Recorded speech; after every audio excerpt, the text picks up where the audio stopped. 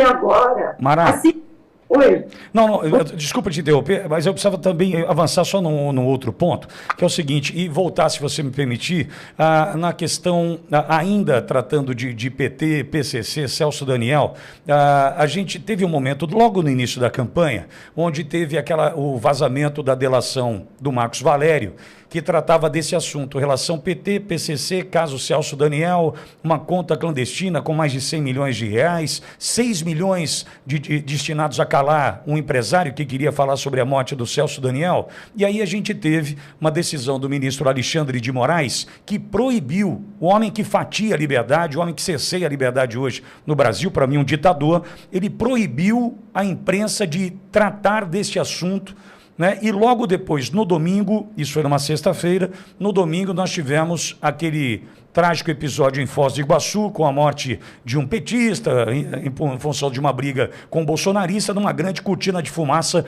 em função de um fato trágico, é claro. Só que, logo depois, a proibição por parte do Alexandre de Moraes. E a gente assiste o Senado, onde você está hoje, muito passivo, Mara. O cara está invadindo, passando de todos os limites. Eu falo nesse microfone hoje com medo, o manto do medo pesa sobre o brasileiro, estamos vivendo uma ditadura e o Senado calado, Mara. Vocês duas, Simone, vocês são senadoras, eu queria saber de vocês se a gente não pode fazer nada. É certo que é o Rodrigo Pacheco, para mim um covarde, que estaria à frente e não faz o que tem que fazer, só que, Mara, hoje, você sabe a minha responsabilidade nesse microfone. Aliás, em 2018, no teu pleito, a gente conversou aqui por diversas vezes nessa rádio, você conversou muitas vezes comigo aqui. A gente luta pela verdade, a gente luta pela informação e hoje eu vou para casa com medo. Não sei se a Polícia Federal vai me buscar em casa, vai fechar a rádio. Será que a gente não pode fazer nada para conter esses arroubos, esses avanços, o passar do limite de um Supremo Tribunal Federal que assiste um Senado passivo demais, Mara? Olha, é uma vergonha, o Alexandre, isso me deixa muito indignada, porque se a gente abrir todas essas conversas com o Marco Valério, a gente vai espirrar sangue aí para tudo quanto é lado.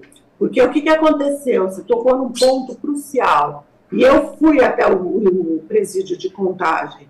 Fui mais de uma vez lá para ouvir o Marcos Valério. Porque o que aconteceu aqui? Esse Ronan Maria Pinto fazia parte da quadrilha que extorquia empresários em Santo André. Ele era um dos que extorquia o meu pai. E ele, depois que o Celso Daniel já tinha sido morto, ele foi lá, assim, típico dele, oportunista, foi lá tentar ganhar uma graninha. E foi lá fazer uma chantagem. E aí eu fui para o presídio de Contagem, porque como ninguém falava mais nisso, existe o documento, Alexandre, do dinheiro que entrou na Nova Santo André, na empresa do Ronan. Sabe por quê? Porque a chantagem que ele fez foi paga. Por isso que eu fui lá querer saber o teor da chantagem.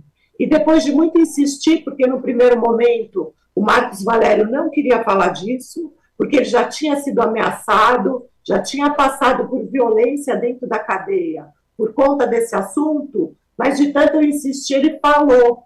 E ele falou qual era o teor da chantagem.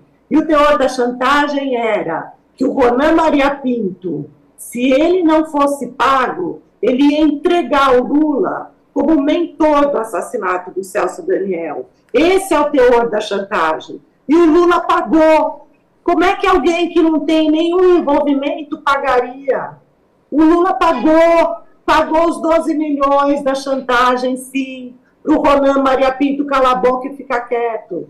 E o Ronan Maria Pinto circula com uma tornozeleira eletrônica, desdenhando, dando risada e mostrando para todo mundo que ele está solto, com a tornozeleira dele com orgulho. Isso é uma vergonha, sabe por quê? Porque muitas vezes, depois que eu voltei lá de Minas e que eu tive essa informação, eu implorei para o Ministério Público de São Paulo ir lá ouvir o Marcos Valério. E não foram, até que eu tive que colocar o teor da chantagem no ofício, para que mandassem um promotor lá para ouvi-lo. E aí já era tarde demais. Então, desde o princípio, o Ministério Público de São Paulo acabou encobrindo o caso. E quem que era o governador na época? Geraldo Alckmin. E hoje estão juntos, Geraldo Alckmin e Lula, com uma mácula dessa, um assassinato brutal desse, que na segunda-feira, antes do assassinato do Celso Daniel, o irmão dele procurou minha família para pedir para acalmar minha família, que eles acabariam, e o Celso Daniel acabaria com o esquema de corrupção e pararia de extorquir o meu pai da forma que fazia. Isso foi na segunda, na sexta-feira ele foi sequestrado e depois morto. E vem dizer que é crime comum, vem dizer que o Lula é inocente. Não, pelo amor de Deus. É uma vergonha de país. E a gente se está tampando. E a gente não pode deixar, entendeu, que essa falácia tome conta do país. As pessoas não podem cair nessa, que o Lula é inocente. Está acontecendo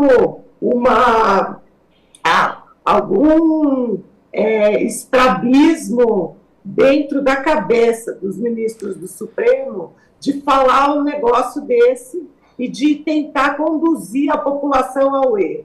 Mará, e com relação, mudando agora radicalmente do assunto, era importante ouvir